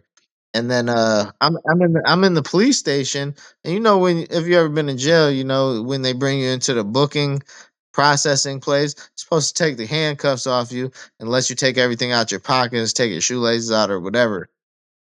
Yeah. Right. So I'm in Kent County, still handcuffs on, and fucking they're trying to go through my pockets for me, and I like look back, and dude just grabs my head and smacks it on that table where you're supposed to be able to put all your shit on. I had to get 7 stitches, man. So police brutality in Grand Rapids is outrageous. I don't know if you know who Breonna Taylor is, but she got killed. There's a lot of police brutality in Grand Rapids, man, and shit, dude. So I forgot that was out. yeah, yep, 100%. So my music influence and just life in general was or the gangbanging shit was kind of just to like have more people to run away from the cops with. You feel me? So if the cops pull up, we can just spread out or whatever, and maybe I might not be the one to get tased or beat the fuck up, because that's how this shit go, and kind of that's how the shit went, man. Yeah, no, I can definitely relate to that. When I was listening to your stuff, I was definitely relating to, you know what I'm saying, some of your struggle. That's why I wanted to ask about it. I'm in Shreveport myself. You know what I'm saying? It's also a real Okay, high bet. crime Sounds rate. Shreveport. Yeah, appreciate that, man. It's real high crime rate here too, you know what I'm saying? And it's some of the same factors that go into it everywhere, like I was saying. But I wanted to know, you know, about your area, because I always like to hear about. See, you would think that some shit is sweet because it's more white people, or it ain't, you know, as densely populated as certain areas or whatever. But nah, it's the contrary. It's because there's more white people, it's more injustice. Because there's more fucking white cops and all this shit, it's more injustice, man. I live in the country right now, and even though they be on this meth white people shit, when they see me, I don't get I don't get the same friction as I used to get in the city. You feel me? Just because, you know, I don't know what it is, but I seen more of a problem in the city than being living in the country, man. And just recently, I don't got a license right now because I caught a couple OWIs or whatever, and I just never paid my fines and shit. But I was driving out here in the country, and a policeman pulled me over, and it was like, I just told him, I was like, look, I probably got warrants out of two different counties. You might just, I don't got my license. You might just want to call them to see if they want to come pick me up, and we can go from there. And he was like, well, it smells like you've been drinking a little bit. I'm gonna just assume that it was from earlier. I was like, thank you, because that would have been my third OWI, and I would have went to prison. You feel me? But out here in the country, they don't be trying to just go through that bullshit or whatever. So that he was like, "Well, you've been being honest with me, so I'm gonna just assume that was from yesterday." And whoopty whop, and I'm gonna just call them, and if they don't want to pick you up, then I'll just write you a ticket, and you can be on your way. I was like, "My nigga, thank you." So every time I see this one or two cops, I salute them like, "Yo, good looking." it's No, that's what's it's up. it's a difference, man. In the city, them cops are just tired of it. Out here, they're just more or less not trying to get put on camera and be labeled as a racist. In the city, them cops don't give a shit. They're like, yeah, Yeah. film me. Too much work. They ain't trying to do all of that paperwork. Yep, you know. So I'm not sure if that answered the question, but No, for sure, bro. I just wanted to, like I said, I just wanted to get a sense of, you know what I'm saying, your hood, because I always like to hear about, you know what I'm saying, people that came up similar to how I came up. well, I what want was to your hear about neighborhood things. like? I mean, it was similar. You know what I'm saying? I actually grew up in a smaller town than Shreveport. I came out here about like, you know, around 10 years ago. I grew up in a little bit smaller town. So it's kind of similar to what you was talking about. It's country. But you know, down here in the South, they gonna mess with you. You know what I'm saying? They're Regardless. gonna frisk you over a nickel bag of weed. Oh God, yeah, they gonna really just Yeah, little that's weed crazy. cases and stuff, man. This nigga's out that way probably doing life over weed charges. Over this way is legal. Yeah, I got partners doing real, like you would think it was a murder sentence kind of numbers behind And that just shit's so just crazy. felony weed cases. On God, bro, it's insane. They making their way around reversing some of that, but you know, Texas is some of the last ones. You know what I'm saying? Because Oh, Texas ain't going for that shit. nah, they gonna be some of Louisiana too. But yeah, it's all. But you can get cocaine in Texas, no problem. I ain't trying to get the live or anything banned by talking about drugs either. Hey, I'm gonna edit this myself, so we'll cut all this shit. We'll cut all of this shit, bro. All right. Hey, but yo, from one side to the other, man. It's a blessing to just connect with people. But back on the music side, I wasn't trying to just all go off on that. You know what I'm saying? Right. Um, but yeah, so I noticed in my research, I was really fucking with Where Thoughts Go to Die. I also saw a lot of your fans are really fucking with that and the other projects you did with Samil. That production is really next level, man. You and him together. So I just wanted to know, what kind of brought that chemistry to play for those projects, Food Stamps for Liquor and Thoughts. I know you said you wrote them in jail, but yeah, I know you said you wrote them in jail, and I don't know, or if you thought of them in jail. I don't know how much of it, was pre-prepared or just was inspired by his beats, or I wanted to. No, I'm gonna tell you. I'm gonna tell you. All right, so I'm gonna tell you. So the trilogy originally was Never Die Alone, Tomorrow Never Dies, Dead Planets, and God Jewels. So that was my trilogy for my first three solo albums. Cyanide Bath I made as like a fourth project because I didn't know how long I was gonna keep making solo music or just make music at all. So Cyanide Bath I made that. Samil wasn't a part of any of those things. He came towards the end of Cyanide Bath. I think he had a beat on there called Water Whip. And he was just like a dude. He pulled up to a show when one time I was doing a show in Detroit at the Russell Industrial Center, and he pulled up to the show, and he had like him and this dude. Oh shit, had like merchandise with like me and my boy Belvy's name on it. Like they had made merch. I had never met these fools in my life. They had like made merch up and wanted to get into the show for free, and they were like, "Well, whatever out of the merch we sell, um, we'll give you half of it." I just was like, "Whatever, it's whatever. It's funny." He dude didn't make beats. Dude didn't know anything about anything, and so like but he was a willing and able body to be teachable. So how all the shit came together was after Saturday Night Bath came out, I was like, yo, well, you should start making beats. And me and Mike Book would like send him samples and be like, yo, you should loop this, you should loop this. So like we kind of was giving bro the sauce or just the recipe of like how the shit goes because he before any of the shit, bro was like my favorite rapper is Lloyd Banks and shit like that. So you know what I'm saying? Not taking away anything from dude or whatever, but fucking we like kind of took him under our wings and shit and was showing him the game and how the shit goes and you know what I'm saying once somebody starts smelling their own piss or starts feeling like oh well I learned enough I feel like I can make it on my own that's when they start making stupid ass moves and shit and that's what bro ended up doing like we showed bro the ropes the first project was like Food Stamps for Liquor.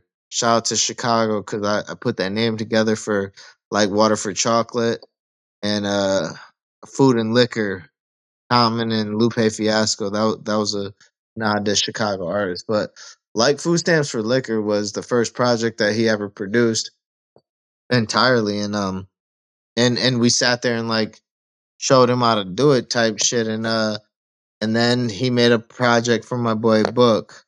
And then he kind of got acclimated into the hip hop scene. And then he found like a little distribution deal to where he felt like he didn't need the squad anymore after we took him under the wing. He was Foot Clan, wooty wooty wop. He felt like he just wanted to like cut ties and do his own thing. And that's when shit just like dude owes me thousands of dollars in royalties. That's why you can't find like Food Stamps for Liquor or Where Thoughts Go to Die on streaming platforms because fucking I'm not gonna re-put that shit on there because he owes me money for the shit. So you can't find Nah, I it. feel that. Yeah, you can't find the shit on streaming platforms. You can get it from my Bandcamp or whatever, but I'm not going for whatever the fuck. So he thought that he had it figured out and didn't need the squad anymore, man. And what I always teach is one hand washes the other. You feel me? So you can't wash one hand by with one hand. You feel me? So he didn't understand. It's business. I feel that, bro. No, He didn't understand that concept or whatever, and felt like he could just have it his way better somewhere else. And when once that's the case, then you don't get the resources anymore. You don't get to be cool with the niggas that we cool with. It just didn't work out how he thought it would for himself or whatever. So even though I thought that some of those projects were really good projects, all the artwork, all the names, all the ideas, all the samples, all the shit came from us. You know, he just was a person that was putting it together, man, and he put all his faith in thinking that he had it all together, and it's unfortunate how it worked out, but you know what I'm saying. All every time you put out a project, it's a learning process, bro. Every time you put something out, you realize what you didn't like about it, how it came out, and you realize what you liked about how it came out. Anytime you deal with somebody, you realize what you liked about dealing with them and what you didn't like. So that's just how that shit go. That's real. No, I'm glad you could clear that up though. But yeah, that was good work. It was good while it lasted, but you know, business is a business. Hey, no, see, and it hurts my feelings a little bit because I'm so caught up in my ways to where it's like once I know what it is, I won't even perform none of them songs.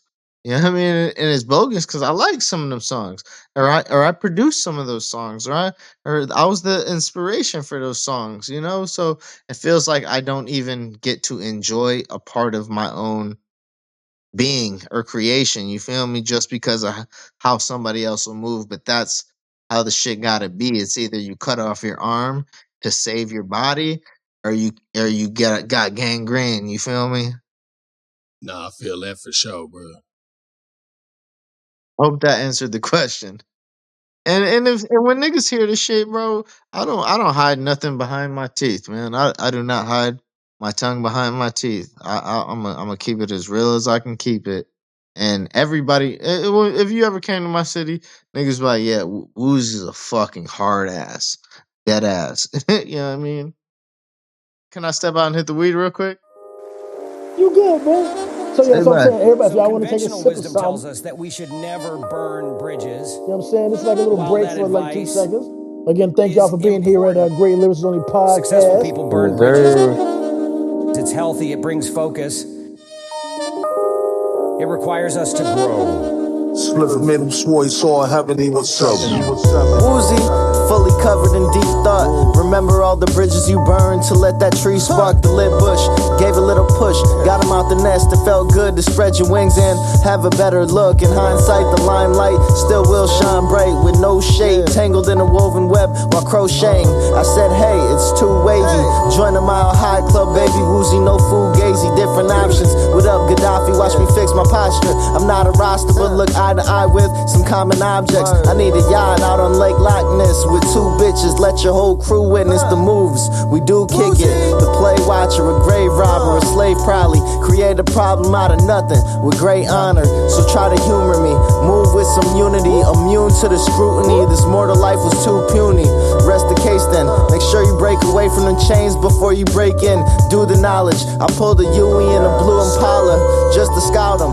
Shout out both my baby mamas. It's not a problem. All right. So I'm the next track. Okay, can you hear me? Yes, y'all. Yeah. So the next track, I want to get like a little bit of a breakdown. I'm gonna just choose any random song, which is a lot. That's a lie. I ain't choosing that. I chose a particular song, but I definitely want to get like a little bit of a breakdown from you, from your perspective on this right here, man. Just give us a breakdown after it's done. All right, bet. Wuzee shiesty, who gon' try to fight me? Bounced it like a Viking, been icy since the frost was biting. Quote the sentence, niggas glow relentless. No resentment crept in, had to keep a weapon. In my section, it took on no apprentice. Not to mention henchmen, only verbal. If we ever speak, the clever geek who hopped in your bitches' cheeks every other week. I'll show up until they notice us. What? You ain't know to trust that local slut who always showing love? Yeah, that's the culprit. Nigga, join the cult. Drink from out the cauldron. Call me, that's how I be talking. I'm flossing till I'm in a coffin. I flick my wrist and shit. All that's missing was my bitch. This the whip. Had to crack a fifth. Quit to rap again. Passing local rappers as a bastard kid. You niggas average. I ain't have to rap again. Matching facts from out the ashes. Nobody close to me. Had to chill and smoke some weed. I wrote them raps how they supposed to be. Hopefully What's that shit called? Join the cult or die? Yeah, that's Join the Cult. Yes, sir. Join the Yes, cult. sir. Yeah, nah. So all my projects, man, when I was a kid or when I was younger, like I said, the trilogy from um Never Die Alone, Tomorrow Never Dies, Dead Planets and God Jewels.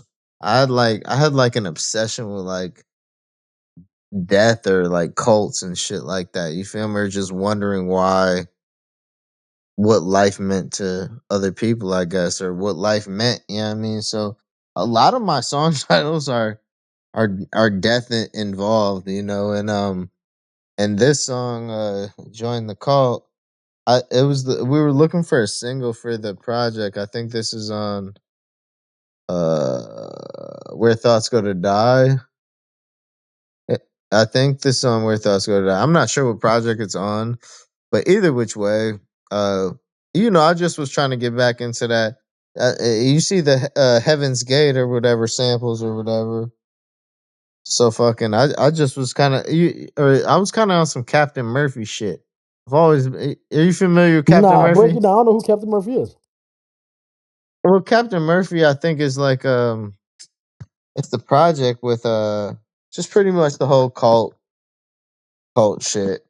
I really was kind of into death or whatever, and that we were looking for a song for a single, and I felt like this beat was unique, and I felt like I was like rapping like on something that was almost something that would just stand out, I guess, and something that wasn't orthodox, and that's the song we picked. My man from Orange Cap shot the video. And that's all in Michigan right there? Or where's that at? That's in Grand Rapids. Yep, yep, yep, yep. So I'm such an East Coast elitist. I've never been off the East Coast. I might have to make a trip up there one day, man. But Well, shit. Like I said, we got tours set up, so I'll probably come see you before oh, you for sure. come Hey, see man, you me. come to town, but I got you. I take you to all the good food spots, man. I got you. Say less, man. No, I'm about to say, funny enough, man. This is about somebody asked a question about some of your favorite MCs. As a matter of fact, while you was talking, you mentioned one of the people, which is Sean Price, and I was just texting his wife just now, Miss Bernadette. Bernadette. Yeah, so I was just top of the. I'm about to say something. She got an album coming out, which I didn't know about. So this is exclusive on here. I didn't, That's yeah, yeah, fire. yeah. Hell So yeah. well, I'm gonna top it up with her. Hopefully, one of these days I can make y'all link up. Get an No, no, no, no, no. interview. We know her personally. Yeah, so I'm gonna see if I can. Yeah, yeah, Oh, yeah, I'm okay, gonna see if I can. bet. Hopefully one of these days, if that's one of your favorite MCs, How about I send you an exclusive song and you see who you can I get on it? got. Come on, I got you. You know what I mean? It'll just be for you to have, and if you can get somebody on it, then Yeah, put it bro. out. Yeah, Oh, so Cap, I got you. so Captain Mhm. Murphy, Captain Murphy was goddamn Flying Lotus. You know what I mean? But Flying Lotus was rapping in like that deep voice, kind of how like Madlib would do Mhm. Quasimodo. Flying Lotus would do that, but like in a deeper voice, and Captain Murphy was an installment of that type of shit. But like, there's a song called Mighty Morphin Foreskin on the project, which Oh is a wow. banger, and that's the song when Still Here or whatever. Who was saying that they kept running that song back? I think that's Big Ock. Me, that was me. Yeah. So that's a Captain Murphy beat. You feel me? Okay. So the idea for the song that was just played, the the Cult Gang or whatever, that the sample at the end of that was from the Ninth Gate, which is a cult or whatever that they all killed themselves in bunk beds and shit. Captain Murphy used the whole tape of that cult and made a project out of it, and the song that they still love me, that still hear shit, that's on that project, um the Captain Murphy project. So that all just intertwined back together. That's fire. Um, so like I said, yeah, we'll chop it up afterwards, man. I'll definitely, saying link some folks up, man, because Um, Yo, I'm gonna send you some. I'm gonna send you something to send some people because I think that'd be cool. And I think that you all the people you interview or mhm. whatever, if they're if they got raps or whatever, you should get a compilation tape or a compilation song or Guess what? something out of all the interviews. Just be like, yo, you know what I mean? Guess what? Add this onto the You know what's contribution. You crazy? heard? Big Ock. That's what the best. Hmm. He gonna say, "I told you, nigga." That's what he gonna tell me because he been. he, hey, I Yep. listen. Yeah, trust me. He said it, and yes, I definitely understand. Because the thing is, this last. Well, I'll be the first to There donate you a go. verse, Thank you, man. thank you. So Woozie's the number one first verse. You know what I'm saying? Thank you. You know what I'm saying? Thank you so much for that. the worst verse that burst There you go. thermometers. Let me see if I can find something right quick. But yeah, Malysa, go right ahead, and I'm gonna go right after you. So I have something I gotta play right quick. But go right ahead, Miss Malysa. My next questions are about first and foremost processes. How do you what's your memorization process? Man, it used to be a lot better than what it is now My because when I was younger or whatever, before I even recorded a song, I'd have it memorized because I would be able to perform it before I was able to record it. So now my memorization process is almost slim to none because I just got the process of writing it, then recording it, and if it's dope or if it's memorable, then I'll perform it. But a lot of I've kind of taken the lazy, easy way out. I used to practice my shit in the mirror with a toothbrush or with a brush, and go over my shit to make sure I had all my breath control situated. But lately, I've become lazy, man, and I've noticed it has become hard to do new songs without practicing them or without having some sort of memorization process, man. So I've been working on it, man. I did two new songs the last time I performed. One of them went really well, and one of them went really bad. So I got you. I'm still trying, and I understand what you mean. I'm still in that process too, where it's like I can remember this stuff when I was younger, and but the older I get, you the just more I'm just kind of like, You just had more umph in you to be like, oh, let me practice this, let me memorize this. Now, we feel like, nah, I'm professional. I've done this a million times. I don't need to do. Yeah, I mean that's kind of my mentality, and it doesn't really serve me too well. tell me if you can relate here, because with me, it's more so. My poetry or my spoken word for me is therapy. I see my pen like medication, kind of like getting a shot or something. So it's almost like once I Uh, get it off my chest, I'm like, whew, okay, I said that, and that's what the fuck I said. well, are Like, are you reading? Are you reading it off a pad or off a phone though? that depends. Sometimes I feel like, See, well, that's the yeah, difference I was then. gonna say If you sometimes I. just if you just saying it in full Mhm. confidence, that means you practice it and you memorize it, so it goes hand in hand with your question. So like, it'll take me a minute before I feel full confidence to just be like, and put it out there. Mhm. Gotcha. Okay. Next question. Have you ever been starstruck? And if so, what was the scenario? Oh, that's yeah, that's another good. I'm about to write these questions down and ask people these same questions. You come in with some heat. Thank you. Have I been starstruck? Man, I ain't gonna say I've been starstruck, but I mean, there's been times where I've been like asking too many questions as a fan. Not so much starstruck, but there's been a lot of times where I've met a lot. I mean, I'm working. I'm working with the person that I looked up to as a kid. So there was a point where Bronze Nazareth, I was not starstruck, but what? What?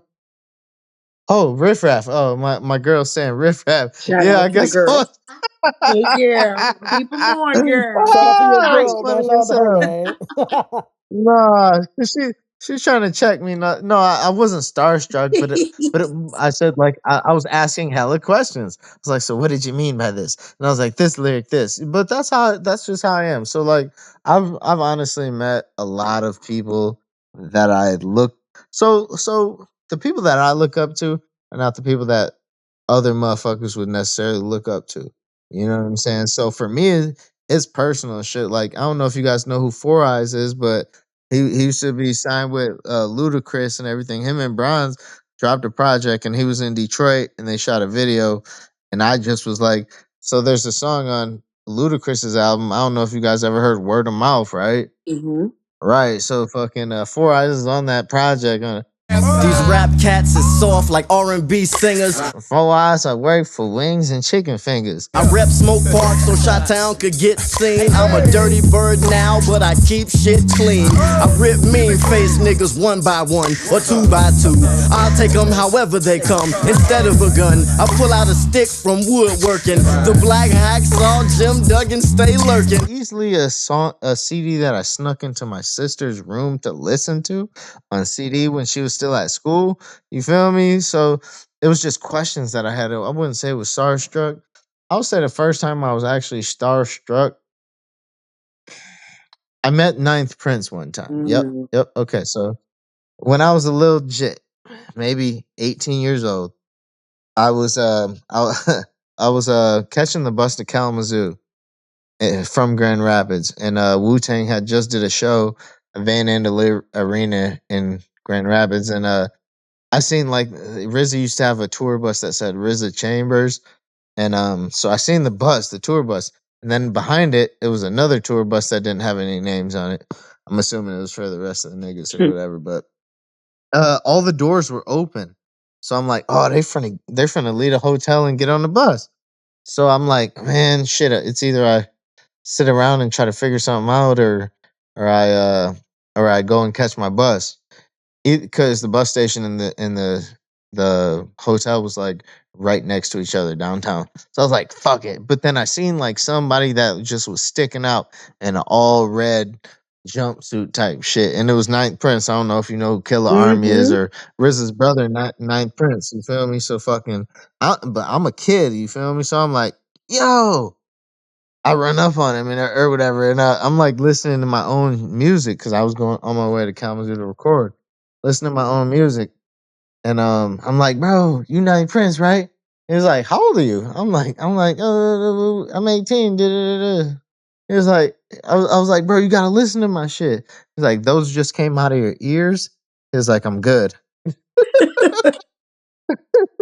And he was like, but you know who I am? And I was like, yeah, nigga, I'm Killer Army. He was like, you got time. And so, you know what I mean? That was the first time I was like, actually, I wouldn't call it starstruck though, because these people, usually these people are worse people than you think they are. Not saying that he was, but when you get to know certain people, I've met a lot of people that were like worse people than I anticipated them being. You know, they say don't meet your heroes, and that's a No real doubt. thing. You know what I mean? I've seen people do scumbag shit. No doubt. So no, I wouldn't say I was ever starstruck, but I've been humbled many times, or just been like engulfed in the situation. And Riff Raff was one of them. I find interest in shit like that. So I've been bumping Riff Raff since I was a young man, and finally got to do a festival with him or whatever. And our trailers are right next to each other. And so instantly, he didn't come out the trailer for more than 1 second. And as soon as he did, I bombarded him with questions. I wouldn't say I was starstruck. Yeah, no, yeah. I don't know. I just was ready. You feel me? I was ready, like an interviewer. So there's been times where I was ready to ask questions, and I asked them right questions. Master Killer too. That was another time where I was like, shit. I just was like, yo, I just had a million questions to ask, and they were like, bro. They tried to like, cause he had people like leading to some meet and greet, and I was like, bro, I'm not a regular kind of nigga or whatever. So I'm like, dude, I'm not finna wait in line to fucking talk to you. I was like, holla at me when you done. He was like, bro, come in here. Bong. So I'm like, and when when I came in there, they're like, "Oh, your time's up," and I'm just like grilling him with questions because, yo, it's somebody that I had a lot of questions for, and I wouldn't call it starstruck, but definitely fucking had some questions. You know what I mean? When it's lyrics that change your fabric of how you operate and who you are and how it molds you. You know what I mean? You want to ask them like, hey, or you want to let them know what it meant to you. You feel me? And that's all I felt like I was doing. Four Eyes. You know what I mean? Went out to eat with him at Fishbones in Detroit with Bronze. And he was like, bro, I was like trying to dap him up every 3 seconds. He was like, I already shook your hand 3 times, bro. I can't do it again. So it's like, it's not fanboying, but it's just appreciation, man. And I appreciate all the people that have helped mold me. So I hope that answered the No, question. that more than answered the question. I mean, in all its respects, without sounding corny or lame, that's the reason. Hence, we Yeah, have you here. It's for the same reason and appreciation. We're not going to stalk you or anything, but we do want to give you your flowers. We do want to show our appreciation. We do want to ask the questions. So you I know. connect to exactly what you mean by that. Although, since I'm a What girl, about you? what about me? You were starstruck before? Have I ever been starstruck? Yeah. Um, I'm not sure. I don't think so. I've See, been, I think that's a weird terminology. Like yeah. starstruck, like I'm not you're not finna Elvis Presley a nigga, never. You feel me? Like, I don't think I would pass out I mean, at this point, I would pass out at a Michael Jackson concert because Michael he's Jackson, dead. right? You know what I mean? So, Stevie. I was talking to my girl about this last night. Stevie Wonder, yes, I'm passing out. yeah, I can dig You it. feel me? I can dig it. Stevie Wonder, I can dig it. I yes. can dig it. But I've been to a Prince concert and I stayed on my feet. And I felt like that's the Wow. same air How of. close were you though? You ain't smell that Prince wind. My nigga said the Prince wind. No, that ass was covered in the outfit when the night I Uh, went. oh, that was Jehovah Witness Prince. Yeah, you ain't smell that Prince The drift. Prince dress that sit down went. Yo, crazy. Oh my gosh. Okay, so then no. And I think that's only because, like, my mom used But to, what if you would have met him though? What if he would have been like, "Hey, come over here, talk to me"? and that's what You I'm would getting have ready. passed out. That's what I'm getting ready to say, right? So my mom used to work at this hotel in Washington D.C. that used to host a lot of like actors, actresses, stuff like that when they would come and film downtown Washington D.C. So I Mm. had the opportunity to meet like Angela Bassett as she's downstairs Oh just shit. working out, very, and that's why I said I can completely relate to. She was phenomenal. The same way she looks and carries herself, same elegance, same excellence. But I have also met people where I was like, ooh, and If I they, met Angela Bassett, I probably would have passed out. I ain't gonna lie. yeah, and you think If so, I but smelled that she, Bassett wind, she's I would have so. probably passed out. But you know what? Her vibe is so mellow and so cool. It's almost like she's calming you. Even when you're looking at her like, oh hell no, you're Angela Bassett. It's like she's Yo, already smiling. She's already putting her hands out like everything's copacetic. I think she even that's the aura, man. That's the aura. man, let me tell you. That's the star power aura, Blackberry molasses, let me tell you, top man. tier. So I I think probably would pass out if I met Eddie Murphy. You feel me? yeah. And again, I feel like the people who I did get excited about came into that same realm that you said, don't meet your heroes because it'll disappoint you sometimes. And so I've met some people that I was excited to meet, and then they were complete assholes, and I was like, nah. So they kind of ruined the for everybody else. Right. But I'm always extremely excited because I feel like if I've spent any of my time, which I cannot get back, invested in you or your artistry, I know you. We're best friends now. So when I see you, Right. it's Right. up. Right. It's on site. It's up. You Right. better know Yeah. me. You better remember, like, we're cousins. Like, it's up. So I totally forgot about the fucking uh Dave Chappelle thing. He's another person that was like he won't let you feel like starstruck. You feel me? yes, He's just a regular. He's just a shake your hand, smoke a cigarette. Hey, what's up, my nigga? You know what I mean? Like, fucking Dave Chappelle was probably the only person that I was like, hey, this guy's a regular person, that but part. he's huge as hell. And that's what makes the icon to me. And that's what makes you classic. And that's the places that solidify people for me. And that's when I become a fanatic. I'm a fanatic of your soul.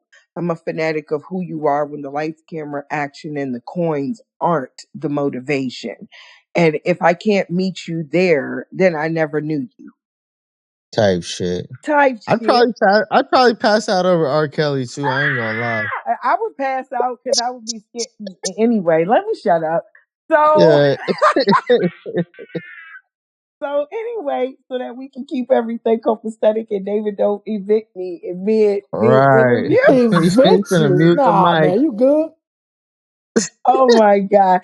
Okay, so R. then Kelly propaganda. on the flip side of that, then my question is, have you ever ran into, or the first time you ran into somebody who was like, I know you? What was that?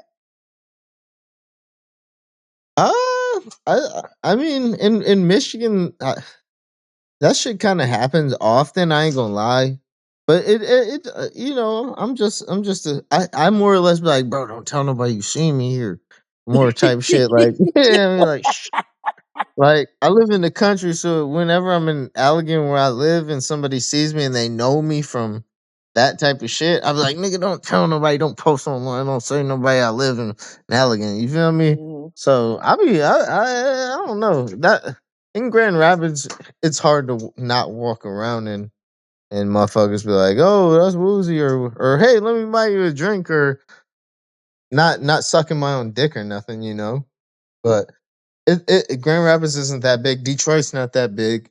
Michigan isn't that big. The Midwest isn't that big. So I don't go out unless I'm supposed to go out. So usually when I go out, I'm supposed to be there. So that kind of stuff is just on the table. But when I'm just out at fucking Walmart and the shit happen, I'm like, shh. Or if somebody sees me in Allegan, I'm like, shh. You didn't see me here. You didn't see anything. So, the the last time it happened was recently, I guess. You know, Mhm. it's not it's not like a irregular kind of thing, I guess. Because, like I said, the hip hop scene is fucking pretty small and tight knitted Mhm. in Michigan or in the Midwest in general. So, like I said, from here to Minnesota Yeah. to even New York, you know what I'm saying? We're to even LA. So there'll be places if there's an underground hip hop scene, they're pretty familiar with what's going on. So if I'm supposed to be there, uh, that's kind of what happens. So I just don't like people I don't like being noticed, honestly. I like that. I like you saying, because I feel that way. Like, if you see me there, it's because I have to be there. I'm supposed to be there. Other than that, I'm at the crib. But mine isn't Yeah, because I know anybody or anybody knows me. I'm just a hermit and I'm a homebody real bad.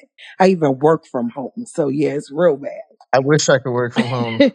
Well, I If my son could work from home, we would never leave. I don't mind working from home. However, on the opposite, for artistry, for those open mic nights and things like that, I love to be outside. There are times that I do, but I get overstimulated peopling real fast. So it's time to wrap Yeah, it back up. Come on in the house.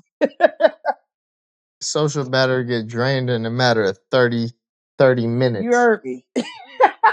Like, uh, Okay, and then I guess my wrap it up question before we pass this mic over is do you remember, or no, let me ask a different question.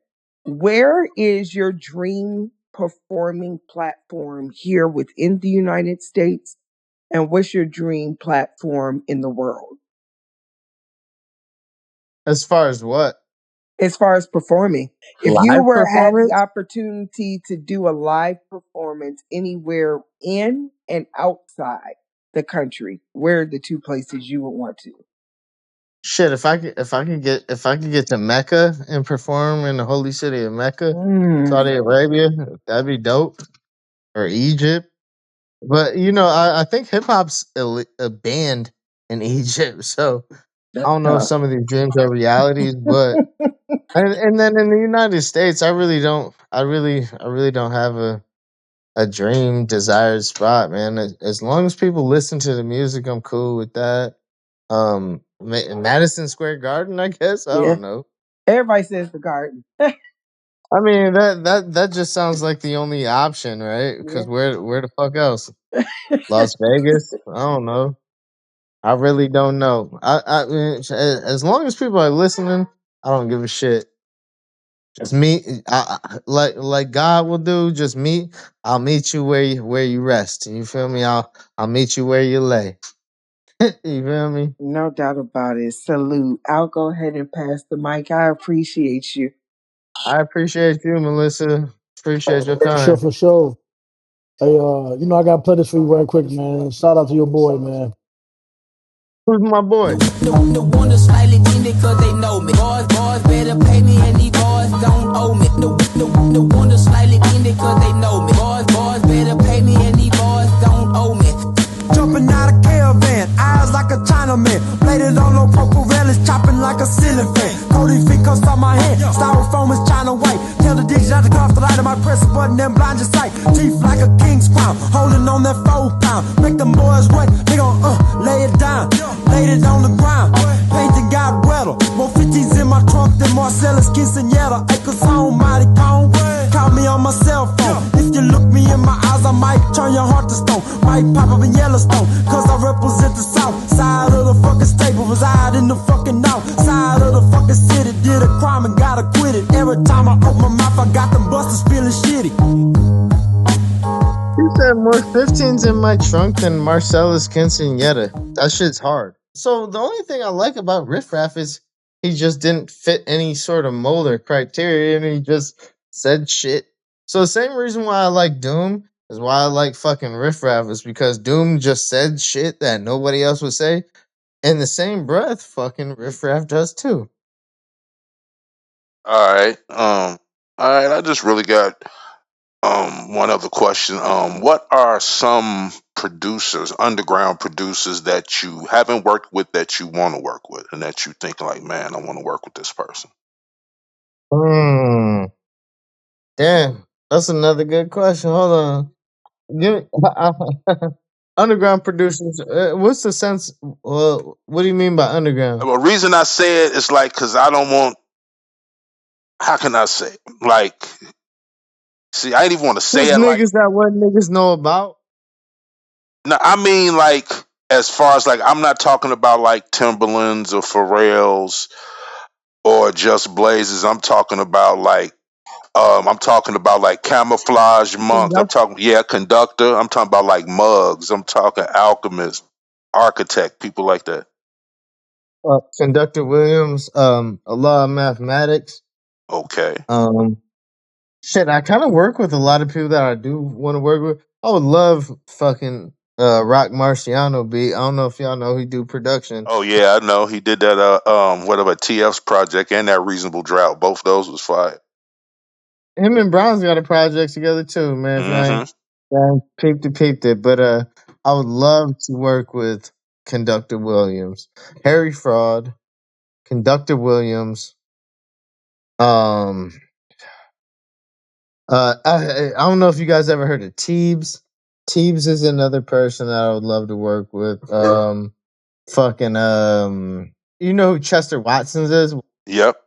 Yep, I would love to work with him. I have some shit with Donnie Darko coming out, so I kind of work with the people that I want to work with, but there's definitely a lot of like. So I think for rappers right now in the underground game, you got to work with a producer with a bigger name than you as a rap name. You feel me?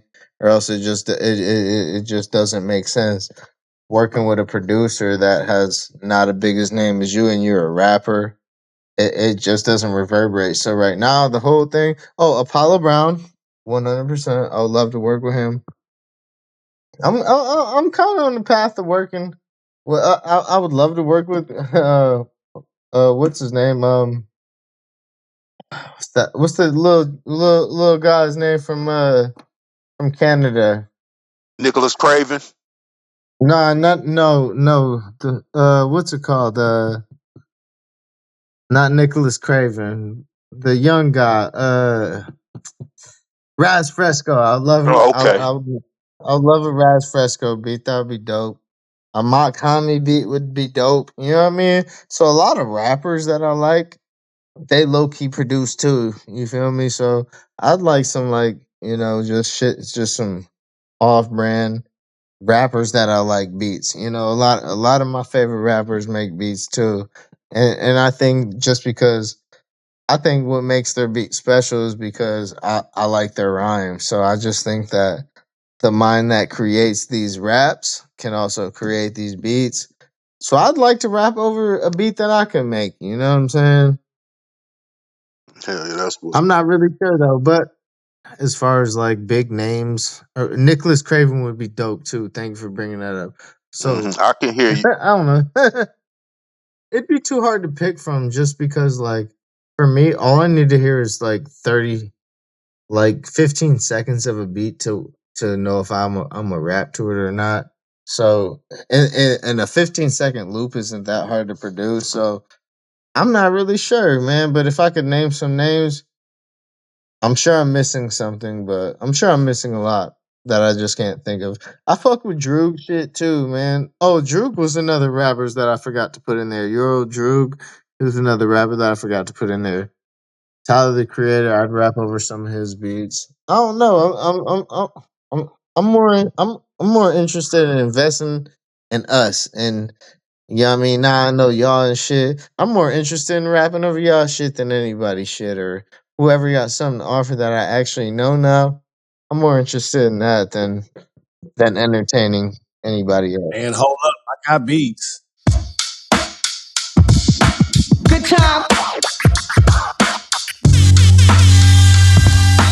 Whoa, let's get a folder started. I got raps. You feel me? We got So, Vinny. I got Vinny Idol. But yeah.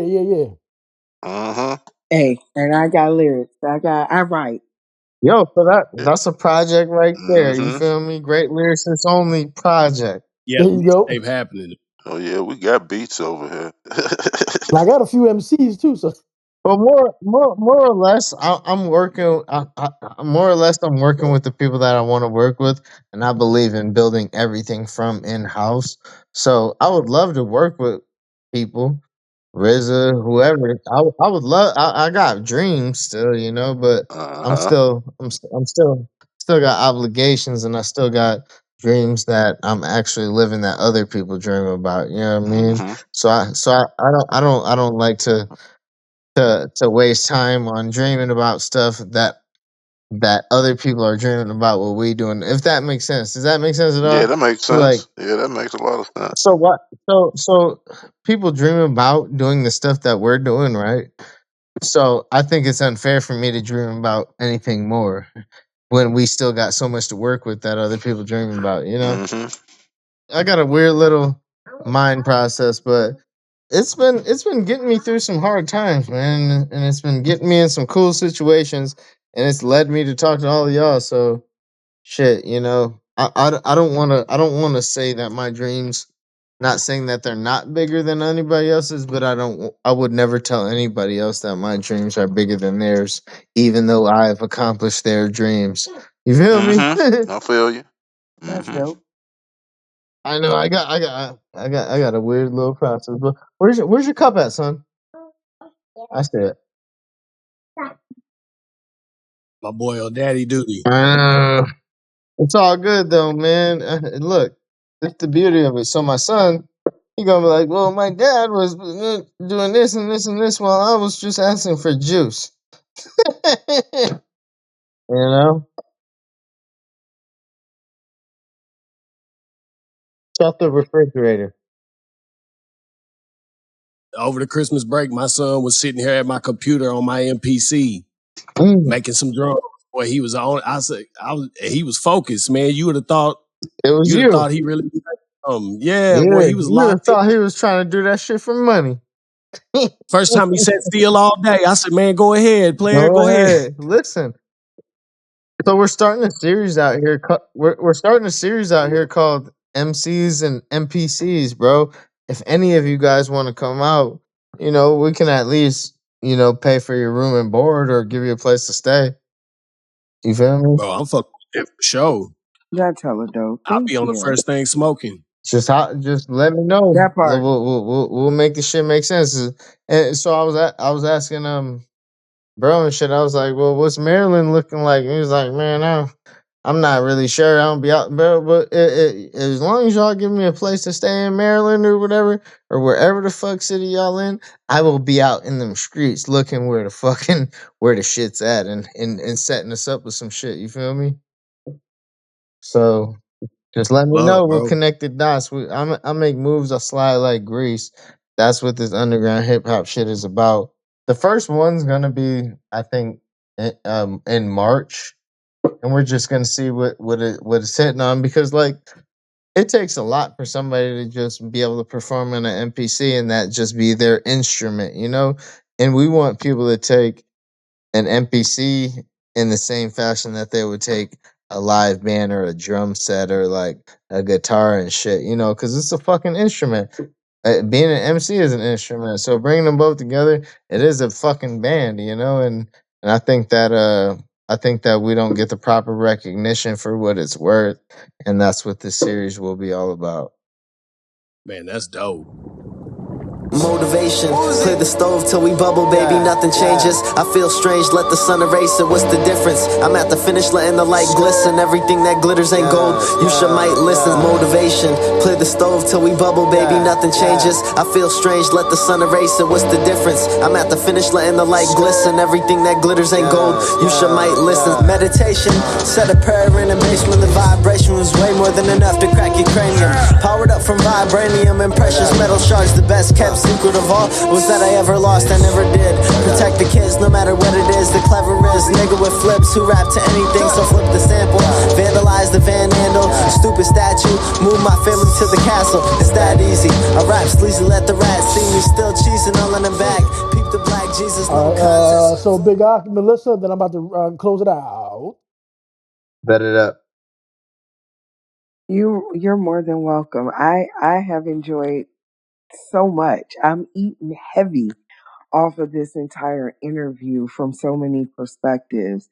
So instead of asking a question, I'm just going to pour into you and say that I completely appreciate everything that you represent, everything that you are, everything that you've poured into not only myself, as an artist, as a person, as a woman, but everything that you've poured into the platform and to Great Lyricists in its entirety. It's been such a pleasure. I cannot wait to meet you face to face. Be all stalking your social medias and getting into it. I think that you are an echo that needs to be heard right now, regardless of where you started or when the last time was. But for right now, you're a wholesome voice. And so I appreciate that. And with that being said, it's been a pleasure. I appreciate you. Peace, young lady. Yeah, my brother, I just want to tell you thank you, you know what I'm saying, for hanging out with us. You know what I'm saying? It's been a pleasure. It's a pleasure. Pretty much I'm listening to your music. Thank you, for shoot, God, I can't even put it into words. It's just that you just make some, you know what I'm saying, some dope hip hop, my brothers. Like, thank you for just giving us that. You know what I'm saying? And I can't wait to hear more. You know what I'm saying? And I can't wait till the next time that we chop Well, it up. let's work, man. Let's work. Make sure we stay tapped in, man, and it's a pleasure just being heard, man, or even chopping it up with like-minded individuals, and that goes to both you guys, man. So thank you so much for even hearing me out. Hey, no problem. But thank you so much for taking the questions, man. You know what I'm saying? I appreciate that. You know what I'm saying? Peace to the God. Yeah, peace to the gods. Like I say, thank you once again. This is David Kidd. Thank you, Mr. Wuzee, for being here representing. You know what I'm saying? Your folks and your family.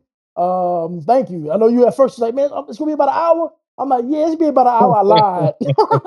I know it wasn't gonna be an hour, man. Yeah. I know it's gonna be way more than that because our folks, you know what I'm saying, good people, man. Malysa, Big Ock, you know what I'm saying, Grant, everybody comes, like I said, with some great questions. You know what I'm saying? We're all, you know what I'm saying, good nature folks. And again, thank you for taking your time and for your lady in the background, your kids in the background, man. Much blessings. And like I said, we're gonna still be tapped in. And again, thank you for being here with me, David Kidd, here at Great Lyricist Only podcast. Shout out to my mother Gloria. I gotta say that at all times. Merci pour ça. Shout out to your mother Gloria. Yeah, man. I gotta say my siblings' names right quick. Danny, Junior, Reggie, Donald.